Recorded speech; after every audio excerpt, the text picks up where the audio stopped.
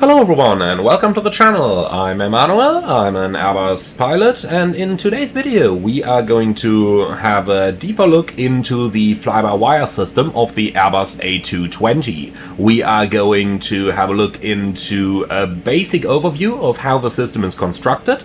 Then we are going to talk about some of the control laws and what the airplane does and does not do. We are going to talk about why this is a very different airplane from your favorite Airbus A320, and finally we are going to take the airplane into the air and we are going to have a close look into how the airplane is to be flown manually and how the fly-by-wire controls work. But let's go ahead and get started with a basic overview of the architecture of the fly-by-wire system, because that is kind of the basics that we have to understand here before going into what exactly the system does. So the A220 has two side sticks, one on the left side and one on the right side. Those are exclusively electronically connected to the fly-by-wire system. After all, that's why it's called fly-by-wire. Now, each of those sticks has 4 sensors in them, and as long as 2 or more remain, the stick is operational, but if only a single sensor per axis remains operational, then the stick is going to be disabled because there are no more fail-safes implemented against faulty signals. Now, the signals from the side sticks are sent to the so-called interceptor interface modules, or IIMs. Those modules basically collect the data from the side sticks and, under normal conditions, send them to the 3 primary flight control computers that the airplane has. Now, each IIM can send data to each of the PFCCs, and in case of a complete failure of all 3 PFCCs, the IIMs are able to send the signals directly to the units that ultimately control the control surfaces, so that a direct law without any flight control computers in the middle is also available. Now, the PFCCs are basically the brain of the fly-by-wire system. These are the computers that process the pilot inputs on the side sticks and then decide how to move the control surfaces to fulfill the demands placed by the pilots. Each one PFCC is able to fly the airplane under normal conditions, so 2 of them can fail. As long as 1 remains, the airplane is flyable under normal conditions. Now, Under normal conditions, only 1 PFCC is active at a time. As a pilot, you don't really know which one. The plane picks that and alters them in between the flights on its own, so that all 3 PFCCs are regularly controlling the airplane. Now, with that in mind, we now know the basic structure of the system. Signal from the side stick goes into the interface, or into the interceptor interface module. That sends the signal to the PFCC, and the PFCC then commands the unit that runs the control surfaces. Now, let's have a look into the different types of operation you have on the side stick. So, there is the normal range, which is from the aft soft stop to the forward soft stop. And that is the range in which you are normally operating the airplane. When you are operating the side stick within the soft stops, then your airplane is basically always being commanded to fly within the certified flight envelope. So for airliners, that is -1 G to +2.5 Gs. However, when you pull the stick beyond the soft stop towards the hard stop, then a slight increase beyond the certified flight envelope is provided, but within an envelope where the airplane is not going to take damage. Therefore, you have the ability to take the airplane slightly out of the standard envelope in situations like a wind shear or a terrain escape maneuver. Now, under normal law, the airplane is flown within the soft stops, and as long as you are within the soft stops, full protections are provided to the aircraft. So under normal mode, when the autopilot is disengaged, the trim speed is set manually using the trim switches on the side sticks.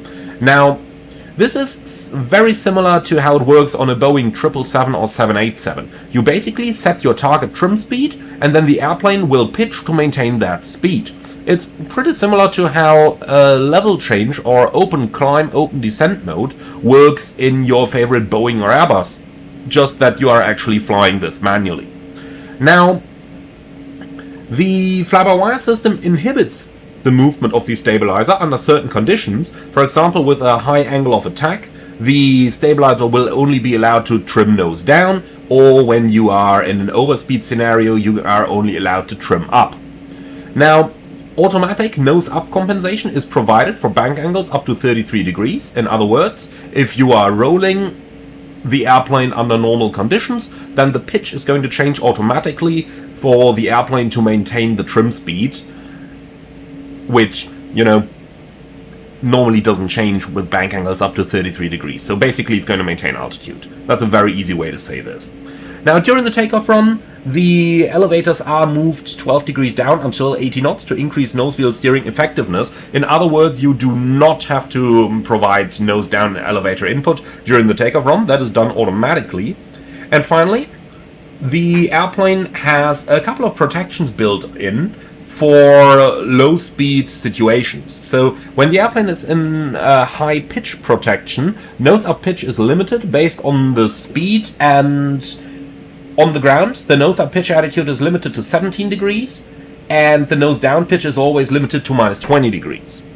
The airplane also has a high angle of attack protection that I'm going to demonstrate later in the flight. That works in a similar way to what you're used to from your Airbus A320, but more on that when we actually see it later on. The plane also has a high speed protection where it applies nose up trim and deploys the spoilers when you are overspeeding the aircraft. It has tail strike protection, which reduces the pitch rate during aggressive rotations. And finally, it also has an angle of attack protection for the tailplane.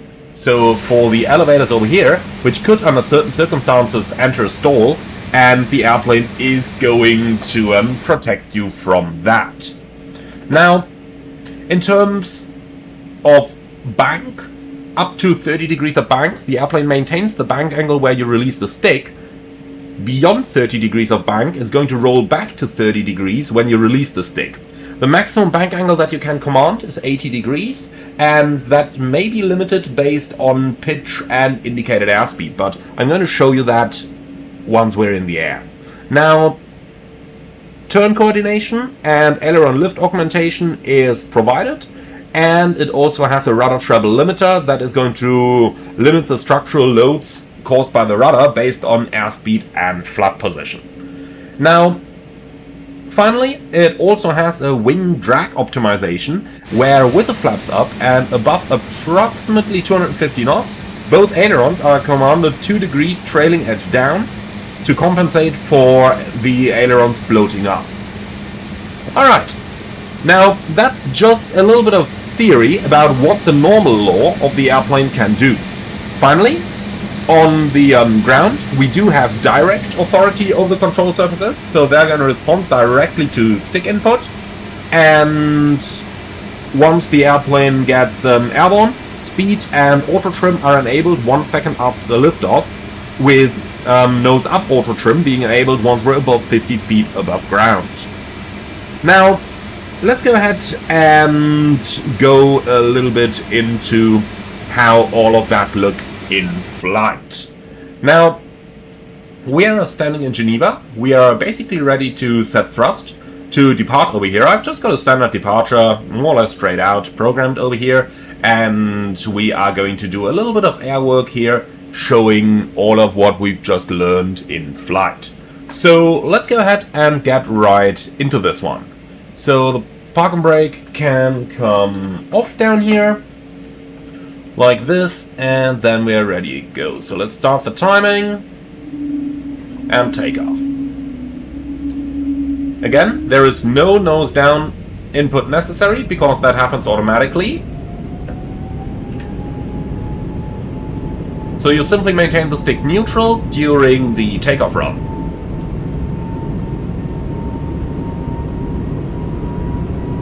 Alright, thrust is set. 80 knots, checked.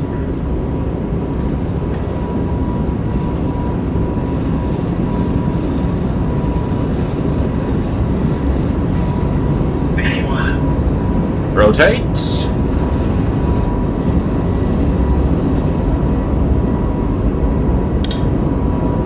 Positive climb. Gear up. Okay, now that we're airborne, we can see our trim reference speed come alive over here. And basically, if I'm not on the stick, the plane is simply going to pitch to maintain that trim reference speed. So you can see, I'm not doing any stick inputs over here. The plane is pitching in order to maintain that speed. Now it went up, now the speed is decreasing a bit, it goes back down. Just fly it in order to stabilize it. But remember not to fly the airplane based exclusively on the trim speed. So you still fly it like a conventional airplane. That means you point the nose wherever you want it to be, and then you trim the airplane to maintain that position. That whole trim reference speed is a nice internal, but not necessarily what you are flying the airplane after. So what do I mean with that? Well, we've just passed the acceleration altitude. Let's now pitch down a bit, and I'm doing that with my side stick. Just a gentle pitch forward momentum, and as the speed starts increasing, we are just trimming that reference speed up a little bit, and then the airplane accelerates, we're trimming it up a little bit further, but we still maintain the pitch using the side stick only. Alright, passing the F1 speed, let's retract the flaps from 2 to 1. You can see I'm still holding the pitch in place with the stick, and then I'm slightly trimming in order to maintain the attitude here. Now that works pretty well. Very nice to control. You need very small inputs. And flaps up. And that way the plane just flies super nicely. Alright, so that much about how you are supposed to operate the aircraft. Now, let's go ahead and take a couple moments to talk about the general ways to handle the side stick on the A220. So, in the real airplane, the stick has a huge force that you need to move it. Therefore, very small inputs require a lot of force, and therefore the airplane is pretty sensitive to small inputs. I'm just going to show you that over here. So, look at my side stick as I'm about to pitch up to 10 degrees. It's just a very gentle input there, and we're already at 10 degrees. You can see the same for the bank. If I'm just about to roll 10 degrees bank, you can see how little side stick input I need in order to roll that aircraft. Now, as we're about to level off in flight level 90, I'm going to show you that once again. Now look at this. Just pitching forward very gently with a very small side stick input. Now, once more word, you should always keep your trim speed coming, because when you deviate too far from it, you will need several trim applications in order to actually maintain, or in order to actually get your trim speed to where you want it. That's because there is a protection built into this for a trim runaway in case one of the switches, the trim switches, gets stuck. Let me just show you that. So I'm just going to click and hold the trim switch right now. Still holding it. You can see it just blocks me out over there. I'm still holding the trim switch. So that's a protection from the airplane against accidentally making the trim run away. Alright, so we're now in a level flight up here, almost in 9000. Now let's go ahead and have a look at how the normal law functions when it comes to turns. So we'll go exactly level, like this, and now I'm applying aileron only. So this is no pitch input. You can see how the pitch increases ever so slightly in order to maintain a steady rate of climb, which we had before we entered the turn. Now let's just level off over here, looking for 0 vertical speed, like this. And now I'm just giving aileron to return here. And you can see how the nose comes down, and the airplane is still maintaining the altitude. So that's the automatic compensation for bank angles up to 33 degrees. Now, that is all standard stuff.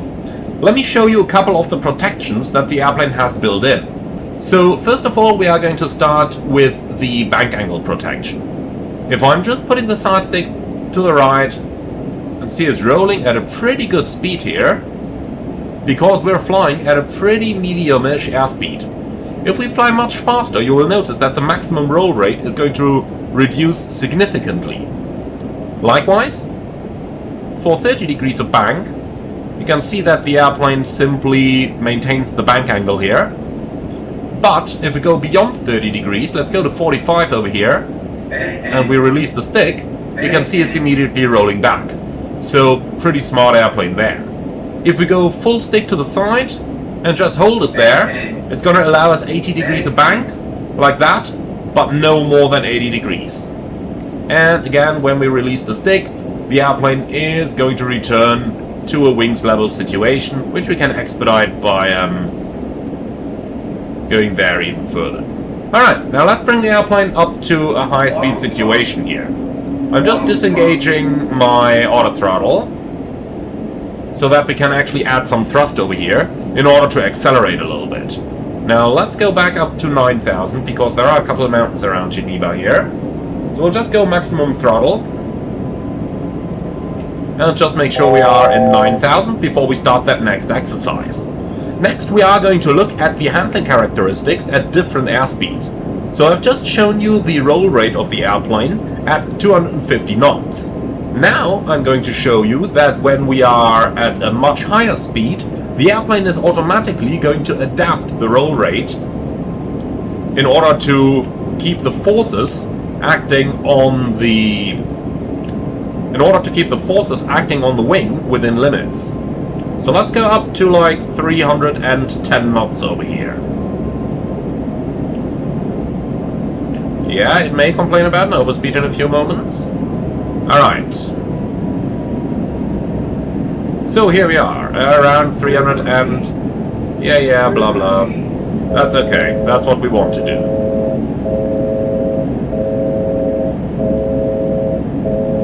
Okay, so, now that we're really fast, let me show you what happens when I put the side stick fully to the side. Alright, and here it is. You can see, rolls a little bit slower than it did at the 250 knots. It's not as agile anymore.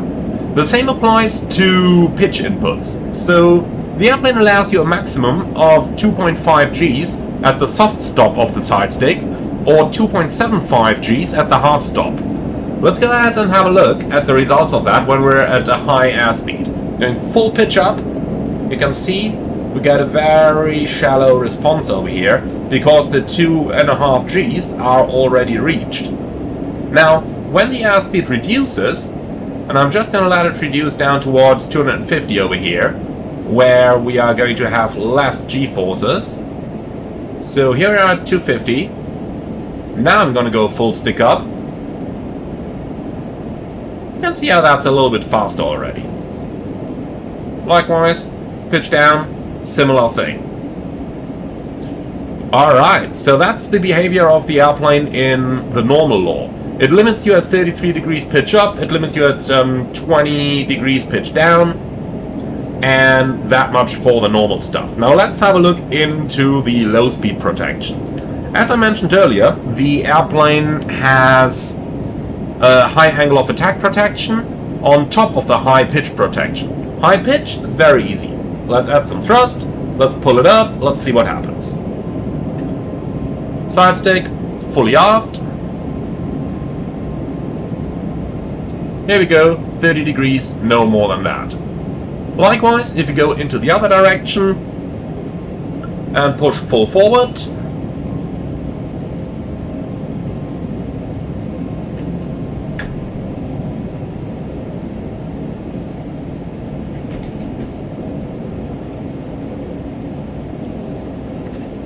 Here you go, 20 degrees nose down, doesn't give you any more than that. Okay, so now let's have a look at the meaning of the indications on the airspeed indicator. Now, you can see three indications here. You got the amber band, then you got that black and red band, and then you have the pure red band. So what does all of that mean? First of all, the amber band. That, while it looks dangerous, is nothing else than the minimum trim speed. The plane is not going to allow you to trim within that speed. So let me show you that in action here. Just trimming the airplane, trimming.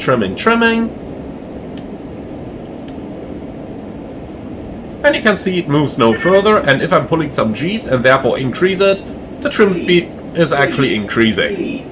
Now, let's have a look into the meaning of the different red indications. So amber, you can fly in that, no problem, you simply cannot trim in that. Things look different for the two red indications. So for the red and black indication, that is your V alpha soft.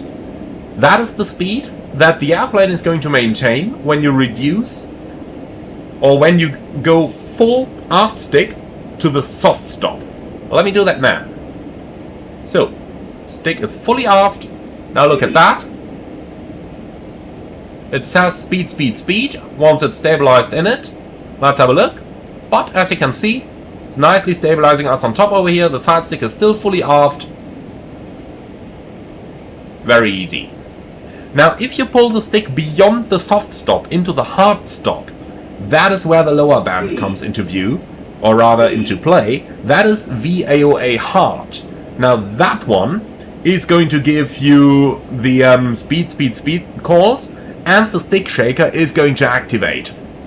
And when the speed reduces 5 knots below this, you are going to get the stall warning. That's reached at VAOA hard minus 5 knots. And as you can see, side stick still fully aft, plane simply maintains this very, very nicely. Very easy going. And if we let go over here, then it is going to fly itself back to the trim speed.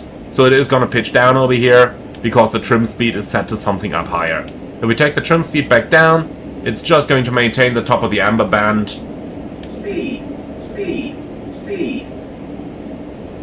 So let's just pitch into that. And now you can nicely see that in action.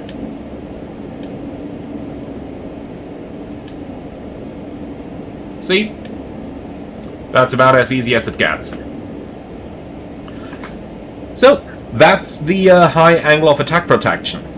Now, we've basically covered everything we have in the normal law. So let's just quickly talk about the direct mode. So the airplane is, as mentioned, able to fly even without the 3 primary flight control computers. If 2 fail, 1 is still able to maintain it perfectly in normal mode, but in the direct mode becomes available if all 3 of them become unavailable. Let's have a look at that. So I am going to disable all 3 of them right now. Now the IAMs provide the data from the side stick directly to the airplane's control surfaces, or rather to the unit that is controlling the control surfaces. In this mode, you can see the red direct showing over there. There is also an amber mode available, and depending on which mode you have, you will have a little bit more or a little bit less of functionality, but this is basically the most direct mode you have. So let's have a look into what we can do in this mode. First of all, you will notice that the plane is going to be incredibly touchy.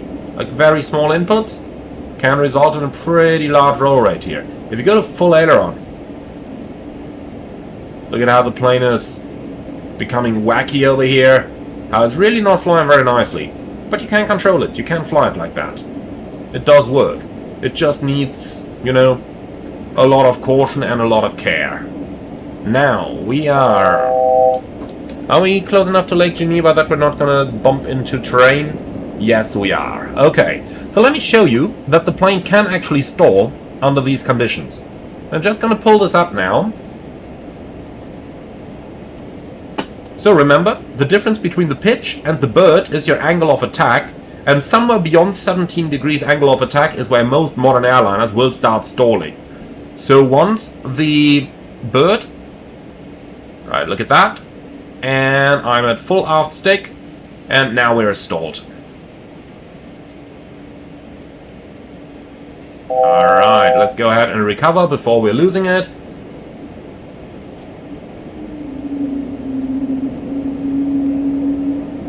Oh, and a little careful that we don't pull a secondary stall. As mentioned, very twitchy controls here. Alright, and here we are. Okay, let's turn the PFCCs back on. Just a single one here. You can see, immediately comes back to life.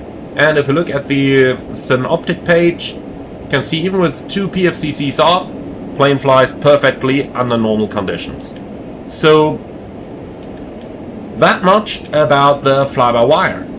Now, this is, technically speaking, the end of the video. Everything else that I could show you over here would just be a normal landing, but there isn't all that much to say under these conditions. One thing we can talk about, though, is the transition from air mode into ground mode. So basically, what happens when you either take off or when you land. So I've already briefly touched what happens when you take off. So let's talk about what happens when you land. Basically, nose up auto trim is disabled once you're below 50 feet AGL, and speed and auto trim get disabled.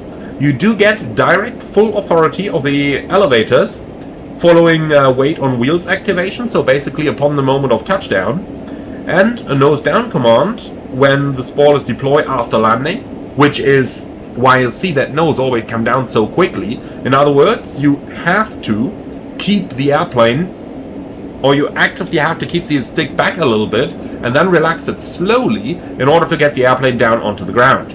Finally, nose up pitch trim, or nose up pitch in itself, is limited to 17 degrees and yaw damping is disabled at 70 knots.